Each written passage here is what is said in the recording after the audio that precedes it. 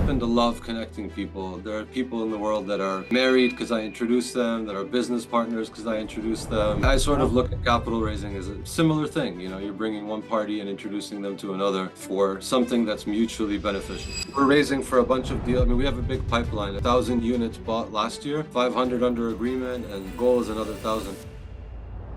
The mindset stuff for me was very, very important, but I eventually found that the most important thing is to develop genuine relationships with people, and that was the thing that really kicked up my activity in this.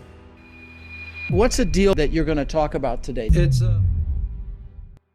Welcome back to Multifamily Rockstars. So as you guys know, this is where we interview people that are just killing it in this business, number one, and we dive deep into their deals and, try to give you some practical and actionable items for getting started and doing your first deal. Now, this interview is a little bit different because we're going to talk about a different asset class that I'm actually very interested in. In fact, I was just telling my guest here, who's a warrior in our warrior program, that I had 4 calls on this particular asset class this week, and I've got another one tomorrow. And in the asset class is senior housing, is senior living, assisted living, and so on and so forth. And so anyway, we've got Ali Shukri in today. He's an Egyptian American.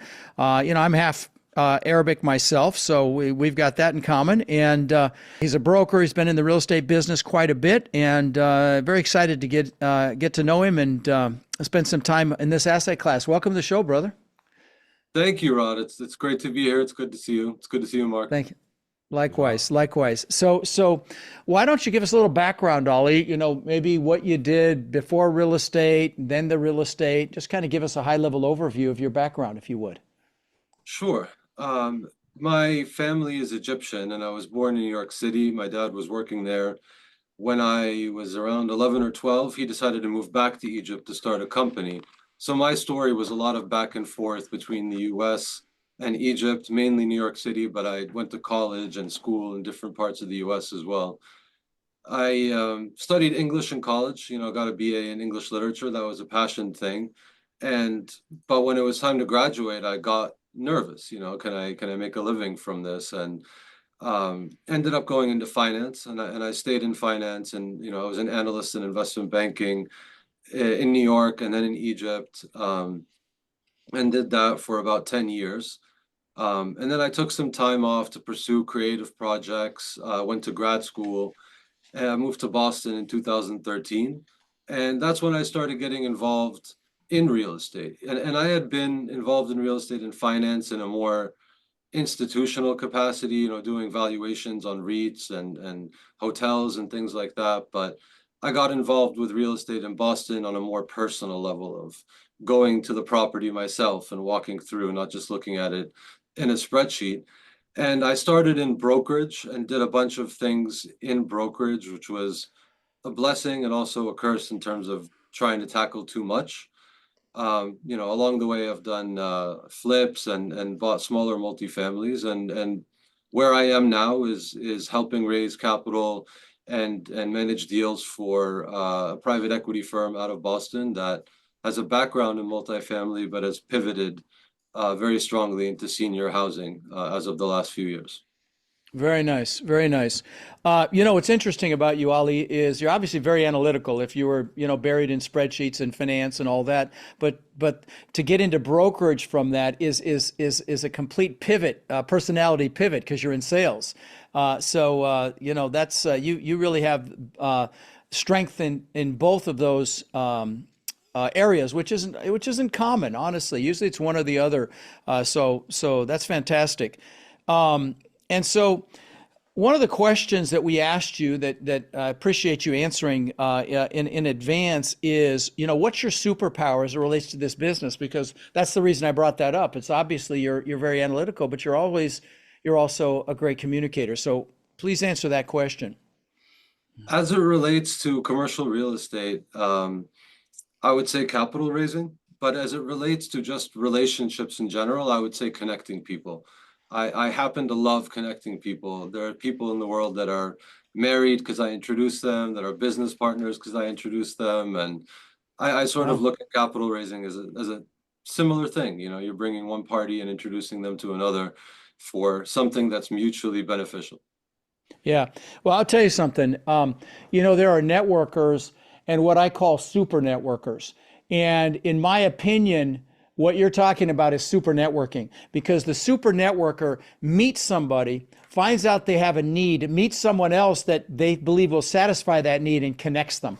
And I will tell you that is an absolute recipe for success. And we've all met people like that. It sounds to me like that's kind of the really what it is you do. When you connect people, that's what we're talking about here. So that's fantastic. So let's talk about, we want to dig into a deal. Let's talk about, because that's what we try to do on these episodes is really get more granular on a deal. So what's a deal that you're going to talk about today? Describe the deal, if you would. It's a 196 unit senior living facility in Long Island, New York, that I Hmm. was involved with. It's pretty typical of what we look at Cougar Capital. Okay. At the moment, we're looking at distressed deals in senior housing that have high vacancy, that might be running a loss, on an annual basis, that might be mismanaged, and the ownership is looking to let them go, and that's where we have our strengths. We're able to go in and reposition and acquire at an attractive basis, and create value, and also raise the standard of living at these facilities. Let me ask you a question. What states are you in? Kansas, Kentucky, we're looking in Missouri, New York, Massachusetts, we're looking in New Hampshire. I would say Northeast and Midwest, predominantly. Interesting. Okay. And just a question, because this is a topic I actually know quite a bit about. As I was saying, I don't know if I did this before or after we started recording. I actually got my senior living or assisted living administrator's license here in Florida a lifetime ago. I did a 3-day course, learned about all the dangers and pitfalls and things that you need to know, and so I know quite a bit more, enough to be dangerous. And again, it's something I'm very interested in. There's a silver tsunami right now. There's 80 million baby boomers getting old, and candidly, I think there's going to be a real crisis in this country. I'm sure you agree with senior housing in general. There's a huge need, and so my question, and so these questions may be a little more advanced than we'd planned on for this show, but I just for my own edification, do you manage yourself? Are you vertically integrated as far as the actual management, or do you third party manage? We are the capital side, and we're Okay. aligned with an operating partner, Okay. and they're a senior living operator that work alongside us on every deal, but it is a separate company. Gotcha. Fair enough. So okay, so you like distressed assets, as do I. Talk about what segment you focus on, because there's extremely expensive stuff. Then, of course, there's the Medicare, Medicaid, government programs. And I remember going into one of those Medicare, well, I forgot if it was Medicare or Medicaid that pays that, but I remember going into one of those facilities and you could just smell urine the minute you walked in. You just see these people, they look miserable and horrible. And I just got really dismayed by the quality of the care in one of these government subsidized facilities. What segment do you focus on? And maybe you can speak to what I just described a little bit as well. Sure. We do middle market private pay. So we're looking at Okay. facilities that are independent living, assisted living, and memory care. We don't do skilled nursing facilities. Hmm. That's a little bit different. And we're private pay, so we're not doing the Medicare or Medicaid model. Um, Okay. I haven't seen those, although we've toured a luxury one that and that's sort of a different class as well. Yeah, the luxury stuff. I mean, you see stuff where they've got spas and all sorts of things, and incredibly expensive. What's the price point of the facilities that you like to target, as far as like a monthly fee for the residents? I would say 4 to 6 thousand. Okay. Wow, that's actually very reasonable, from what I've heard. I mean, I've heard a lot more than that. Um, there's another model, by the way. A friend of mine that unfortunately passed away, a guy named Gene Garino, used to teach this model where you'd buy a house and convert it to senior living. And you just put, one or two people in the, big bedroom house. And of course, the regulations are much easier for that model. But I have a great friend in Sacramento that's got 6 of those, and she makes a lot of money from it. And I think she's more in the $7,500, $8,000 a month range. Of course, California is higher for everything, but okay. So you like private pay, and give an idea of, you find a distressed asset. Talk a little bit about how you step in and make things happen there and improve things. Well, we're finding that a lot of these facilities are owned by REITs or fairly large private equities, and their business model and their operations are very different than ours. We're a syndicator, we're very lean, we're very nimble. They have a lot of expenses. There's a lot of fat in their income statement, and so one of the things that we're able to do is cost containment. And that doesn't mean cutting the quality of care. And in all instances, I think we raise the quality of care. But we find that, there are certain positions, certain responsibilities that can be grouped, that can be brought under the parent company, the operating company. We can implement more effective sales and marketing programs and referral programs to boost occupancy.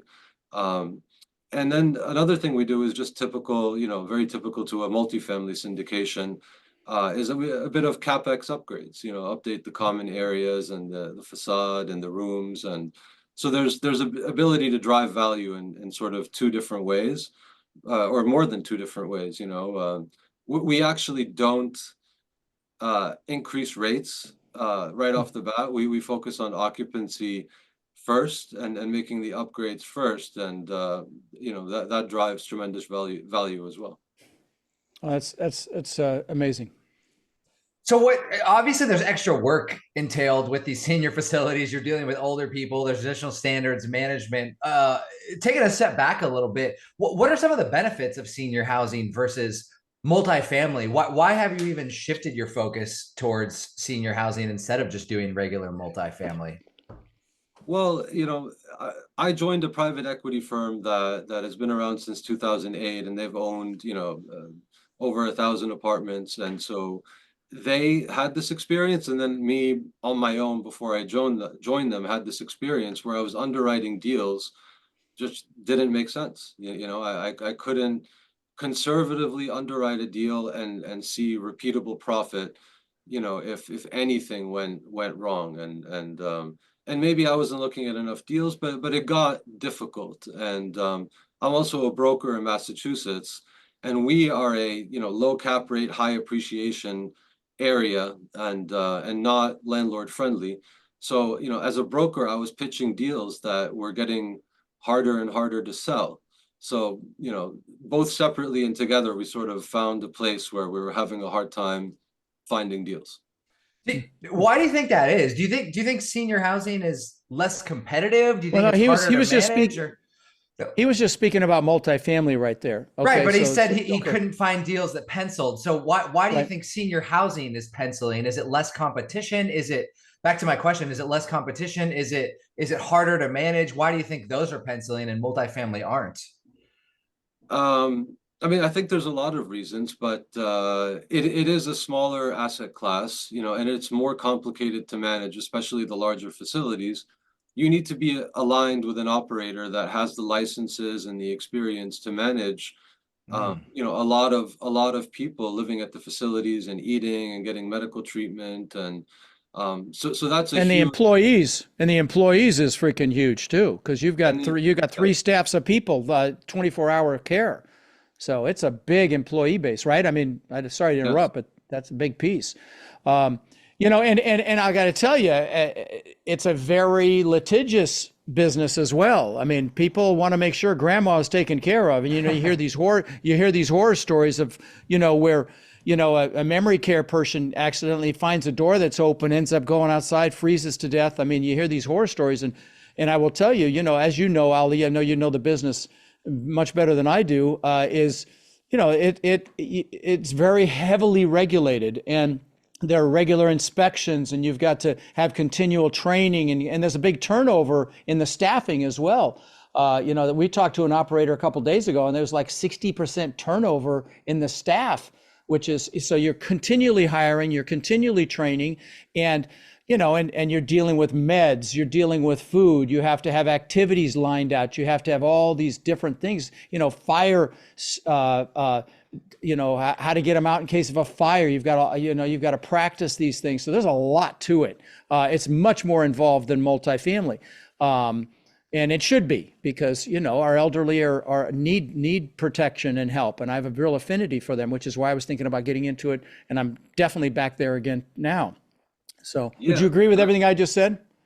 Totally agree with everything you just said. And it's in multifamily, you can go buy a building and figure out the property manager later, for the most part.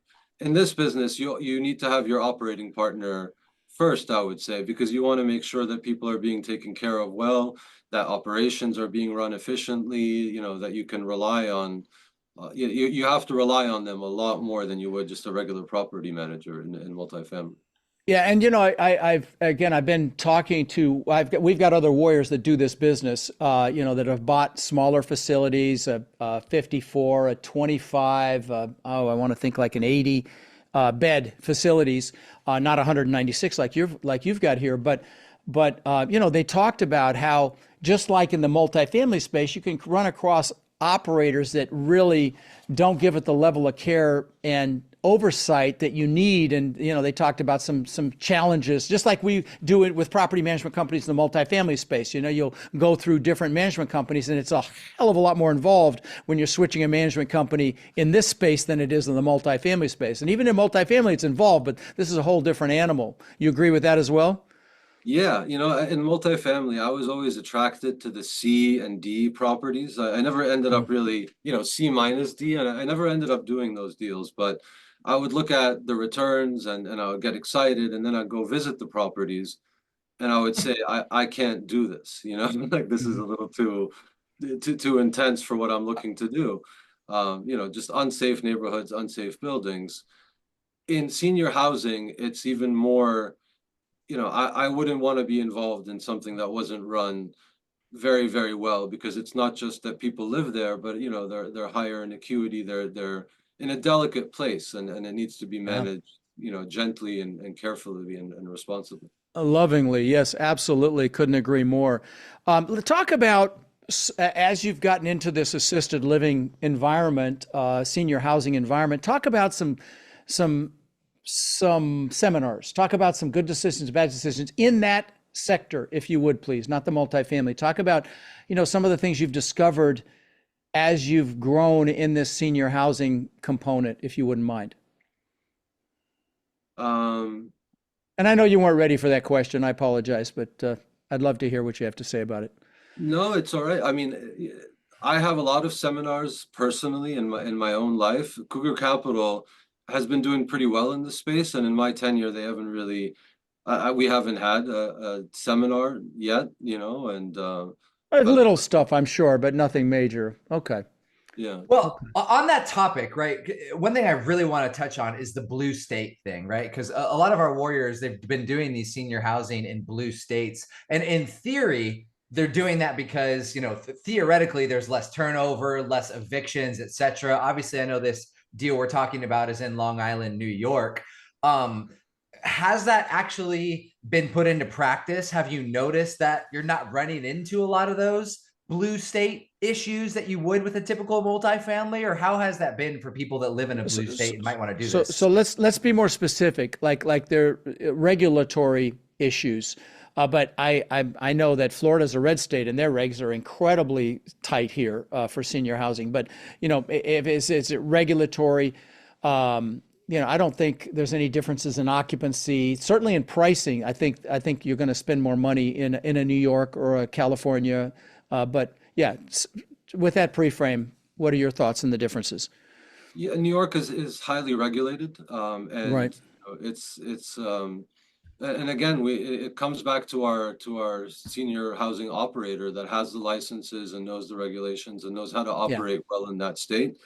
Right. From our perspective, and maybe we're a little bit lucky to be aligned with them, but it's a high barrier to entry market, and so that gives us a competitive advantage too. So we've been able to look at the positive more than the negative, but life is life, so it's not always going to be. I've got a boot camp coming up here shortly, and one of the questions we ask all the panelists is to talk about, when they got their butt kicked and their nose bloodied, and because you learn from that stuff, right? And that's why I asked the question. Are you going to do any ground up development? I mean, with the scale that you guys are at, I would think you'd want to be doing some ground up stuff. No, I think the cost to build new facilities is astronomical, and I think they Okay. don't pencil in some cases. And there's an opportunity now to buy some distressed facilities and get in at an attractive basis. So for the time being, buying those What? and Sorry, I get excited and I interrupt. That's my worst quality. My coach has me squeezing my leg, so I stopped interrupting. It didn't help. But anyway, so why do you think they're distressed? If you could give us some examples of what you've discovered that causes that distress, because I have my opinion, but I'd love to hear if what I'm thinking is accurate.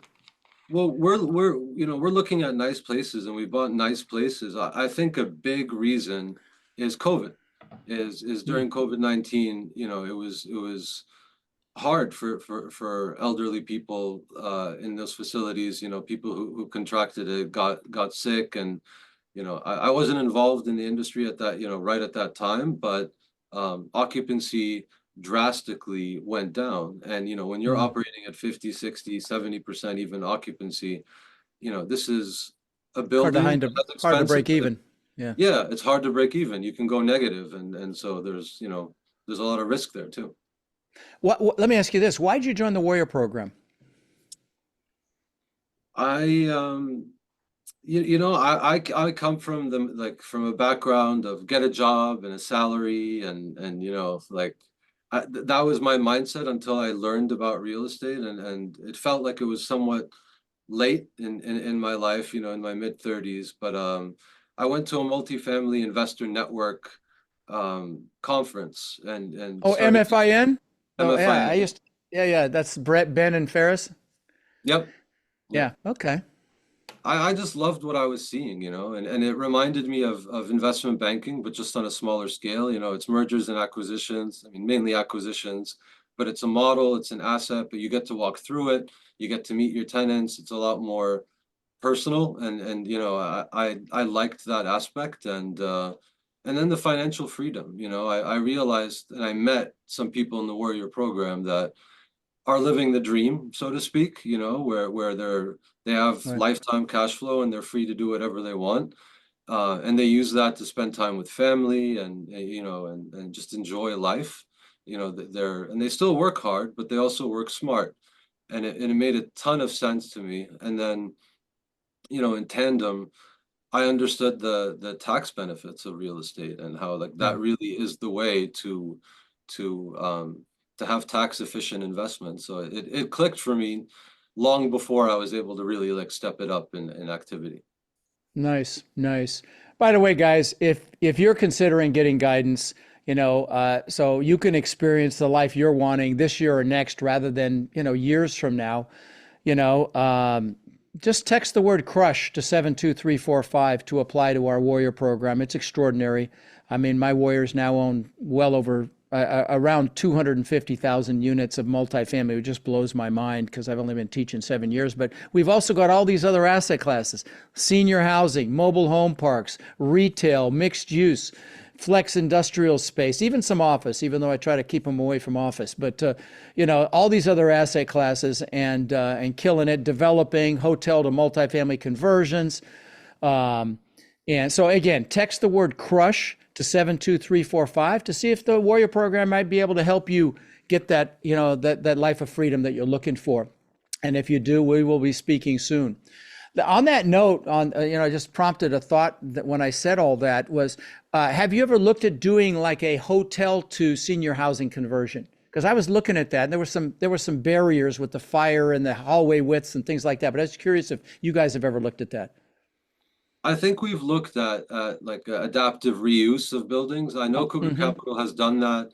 in different industries or, different sectors of real estate. But yeah, we would look at that, if a building can be converted and it makes sense.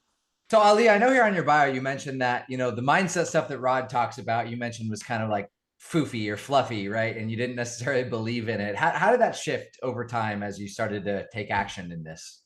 Yeah, I had a real seminar with that stuff because, it made sense to me, and but I didn't realize how deep that could get, and mindset is a word for it. I think heart position is a word for it too. And, if you're going through life in a fearful, anxious state, feeling like things are not going to work out, that'll sort of manifest in front of you. And so I spent a few years in that where it's like I really want to be positive and I really want things to work out, and the things that I wanted to work out for a while got further and further away. And it was really about just how am I holding myself in this moment that began to change things, being a lot more present. And that translated to when I'm meeting people, for talking to brokers or capital or friends or anybody, just being a lot more present in being with them, and a lot less focused on sounding smart or some outcome that I think needs to happen, and letting go. And for me, that was just a really big pivot, and it sounds simple, but it was more valuable than, learning spreadsheets and cap rates and finance, that just being present and human made a big difference. It's so wonderful to hear you say that, because I shout that stuff from the rooftops that 80 to 90% of this is your mindset and your psychology and your presence and your purpose and all of that. Only 10 to 20% is the mechanical stuff that we go through at the boot camps and, in our coaching program. But no, I really appreciate you acknowledging that, because I don't have other people say it enough on the show here. So Ali, for people that like your story, maybe want to do senior housing, invest in a blue state, would just resonate with anything we talked about, where can they reach out to you to have a chat? They could reach out to me on my website, alishukri.com.